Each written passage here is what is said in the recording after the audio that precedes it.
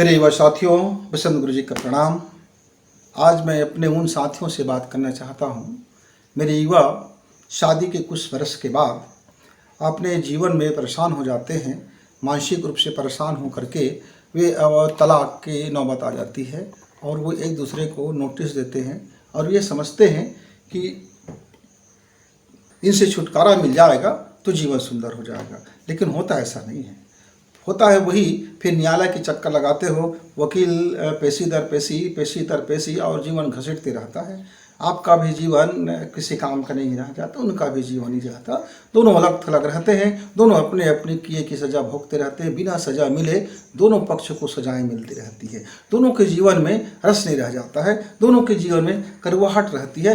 दोनों के लाइफ में कहीं कुछ अच्छा रह नहीं जाता है। हाँ, ये अलग बात है कि किसी लड़के का किसी लड़की से संबंध है तो वो उस लड़की के पिंगे लग जाता है, उनके पल्लू पकड़ लेता है, उनके साथ घूमते फिरते रहते हैं, लेकिन वहाँ भी उसको चैन नहीं रहता है। वैसे ही किसी लड़की का किसी लड़के से अफेयर है पहले से, तो उसके पीछे फिर लग जाता है। फिर जो तलाक हो जाता है या जो तलाक के लिए लाइन में लग रहा है तो उसका कहीं वैल्यू नहीं रह जाता। पूरी समाज उसको दूसरी निगाह से देखता है मित्र।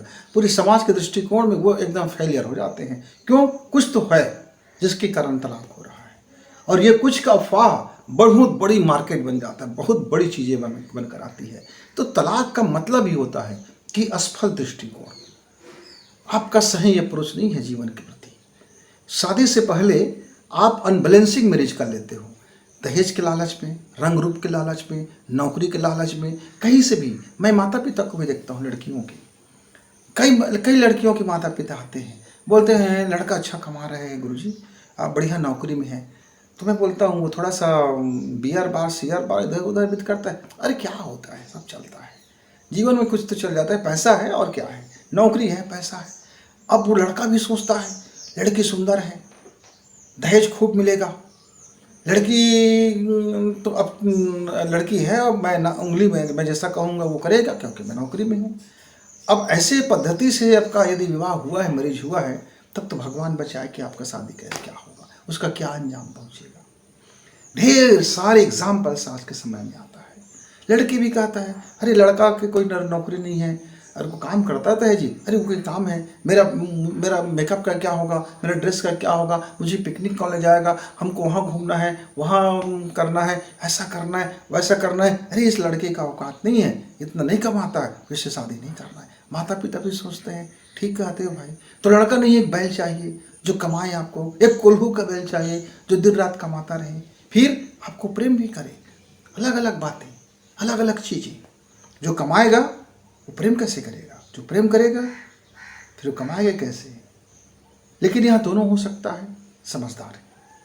जीवन को यदि आप समझदारी से दृष्टिकोण से देखते हैं, न किसी के सुंदरता से, न किसी की नौकरी से, न किसी के दहेज से, यदि आप वहाँ नैतिकता से देखते हैं, नीति से देखते हैं, एक परिवार है आपका, अब विवाह हो चुका है, आप एक दूसरे के बन चुके हो कि आपका क्या था क्या नहीं है, आप नौकरी में हो नहीं हो, आपका जो भी चीज़ें, अब आपको सुधारना पड़ेगा। अब आपको मुंह मारना बंद करना पड़ेगा, अब आपको नशे की लत बंद करना पड़ेगा, अब आपको इधर उधर की लफ्फाबाजी बंद करना पड़ेगा, अब आपको घटिया जीवन को सुधारना पड़ेगा। क्योंकि आपके साथ आने वाला नया जनरेशन होगा, वो आपका डीएनए को ले जाएगा। नया संतति इस दुनिया में आता है, वो आपका डीएनए बन के जाता है। अब आप माता पिता बनने जा रहे हो, अब वो लफाड़ू नहीं हो जो घूमते फिरते रहते थे। अब जिम्मेदारी आ गया है, समाज की जिम्मेदारी, एक नया जीवन की जिम्मेदारी, एक जो परवरिश होगा उसकी पोषण की जिम्मेदारी, उसका भविष्य कैसे जाएगा।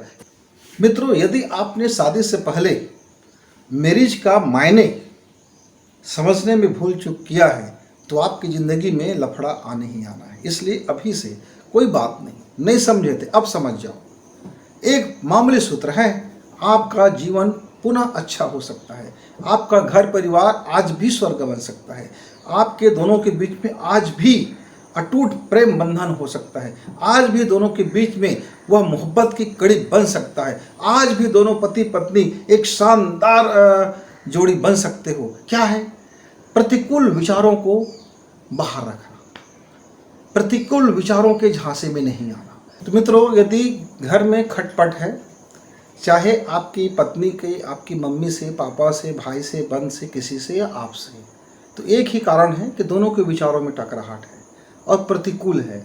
आपकी धारणा, आपकी लाइफ स्टाइल और उनकी धारणा में संघर्ष है। तो उसको समझिए कि संघर्ष को या वैचारिक संघर्ष को हम कैसे ठीक कर सकते हैं। यदि पति पत्नी के बीच में टकराहट है तो यहाँ भी प्रतिकूल विचारों को आप हटा दीजिए। प्रतिकूल विचार जैसे ही आपके हटेंगे फिर आपके जीवन में पुनः संबंध स्थापित हो जाएगा। सबसे हमारे झगड़े का एक ही कारण होता है कि हम अपने प्रतिकूल विचारों को हवा देते हैं।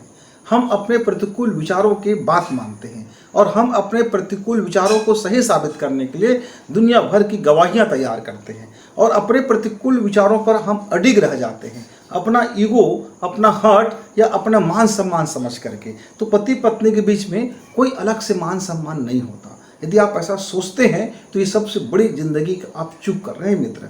पति पत्नी दोनों का सामूहिक मान सम्मान होता है, दोनों के बीच में झगड़ा हो रहा है तो उसका नतीजा बच्चे भुगत रहे हैं। बच्चे के मन में घृणा उत्पन्न हो रहा है, बच्चे नफरत से भर रहे हैं, बच्चे के मन में तनाव आ रहा है, बच्चे मनोरोगी हो रहे हैं, यानी पूरा घर परिवार भुगत रहा है, पूरा घर का माहौल खराब हो रहा है। पूरी आप अपने साथ में 8-10 परिवारों की जिंदगी को तबाह कर रहे हैं। केवल अकेले ही नहीं, आप आग लगती है घर में तो हर कमरा में धुआं फैल जाता है, हर जगह धुआं फैल जाता है, सारे आसमान में धुआं धुआं हो जाता है। तो ऐसा मत समझिए कि आग केवल आपके बीच में लगी है। आपका जीवन है, आपकी पति पत्नी हो, आपका मसला आपका नहीं है, मसला है आपके परिवार का, मसला है कल की आपके आने वाले संतान का, मसला है उन बच्चों का जिसने आपके गर्भ से पैदा लिया है।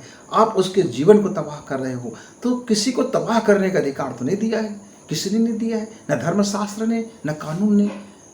तो मित्रों, अपने प्रतिकूल विचारों को हटाते ही आपका घर परिवार दुरुस्त हो जाता है, तलाक की नौबत समाप्त हो जाती है। मैंने जिन मित्रों ने मेरी सलाह मानी है, यदि जिसने भी अपने आप को दोनों बैठे हैं, दोनों बैठ कर के विचार किए हैं, दोनों बैठ कर के प्रतिकूल विचारों को एग्जामिन किए हैं, दोनों बैठे हैं एक साथ, तीसरे दोनों बैठ कर के दिए अपने अपने विचार को, कहाँ कहाँ टकराहट है, कहाँ कहाँ संघर्ष है, क्या उसका समाधान हो सकता है, किस तरह से हम चले जा सकते हैं।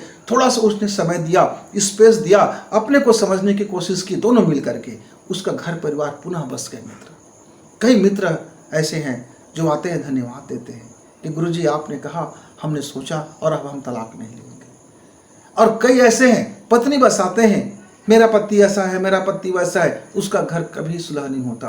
पति बस आते हैं, मेरी पत्नी ऐसा है, मेरा पत्नी ऐसा है, मेरा पत्नी ऐसा है, फिर उसके घर में कभी सुलह नहीं हो सकता, क्योंकि दोनों बेईमान हैं, बेईमान नियत से आते हैं। नियत में ही खोट है, जब नियत में ही खोट है तो जीवन में खोट स्वाभाविक रूप से है मित्र।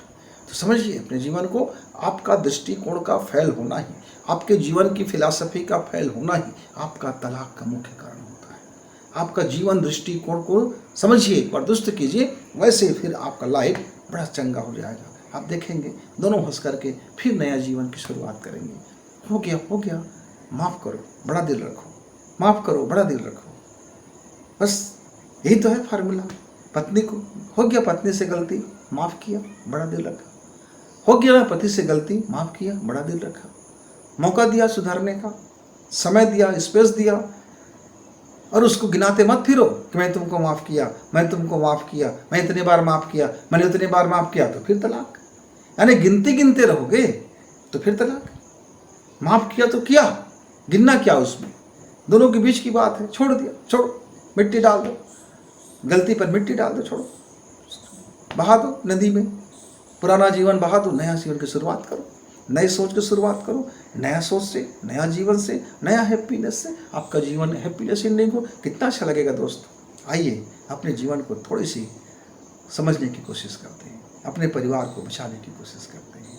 फिर मिलेंगे मित्र, तब तक गुरु जी को विदा।